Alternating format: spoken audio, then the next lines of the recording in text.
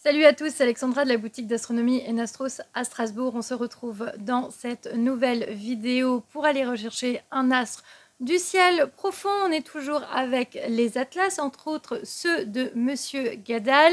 Aujourd'hui, je vous emmène découvrir un amas globulaire situé dans la constellation du Capricorne.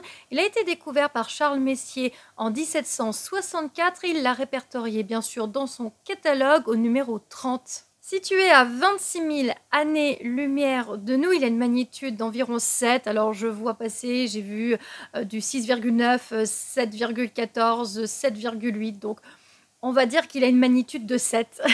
Donc il n'est pas observable à l'œil nu. Il se nomme l'amas de la Méduse. Alors pour aller le retrouver, j'utilise toujours bien sûr ici Stellarium pour retrouver la constellation du Capricorne. Au-delà du fait que cette année, vous avez un excellent point de repère qu'est la planète Saturne, sachant que mes vidéos sont vraiment prévues pour être utilisées les années suivantes, ce point de repère, je ne vais pas l'utiliser aujourd'hui.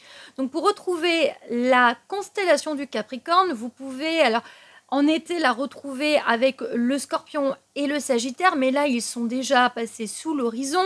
Vous pouvez utiliser le triangle de l'été que nous avons vu passer il y a quelques semaines avec nos 3 étoiles, Vega, Deneb et Altaïr, et en retrouvant Altaïr de la constellation de l'Aigle, quand vous avez le petit dauphin, j'en avais déjà parlé, vous pouvez retrouver Pégase, vous avez le Verseau, et juste avant le Verseau, vous avez la constellation du Capricorne. Vous avez des étoiles qui sont quand même assez lumineuses pour aller les retrouver. Vous avez Delta du Capricorne, donc Deneb, Algédie. Vous avez également Beta du Capricorne qui s'appelle Dabi. Vous avez Alpha du Capricorne qui s'appelle Algédie. Donc ces 3 étoiles sont quand même assez lumineuses. Vous allez essayer de retrouver parmi les étoiles que constitue la constellation, il va falloir retrouver Zeta du Capricorne. Quand vous avez retrouvé cette étoile-ci, alors comme dit, cette année, vous pouvez vous repérer par rapport à Saturne, car Saturne, à l'heure où je vous parle, il y a Iota du Capricorne qui est juste à côté. Et quand vous descendez, vous avez 2 étoiles un petit peu plus lumineuses, dont Zeta. Et alors, il va falloir vous situer. Alors, repérez bien les petites étoiles qui sont autour.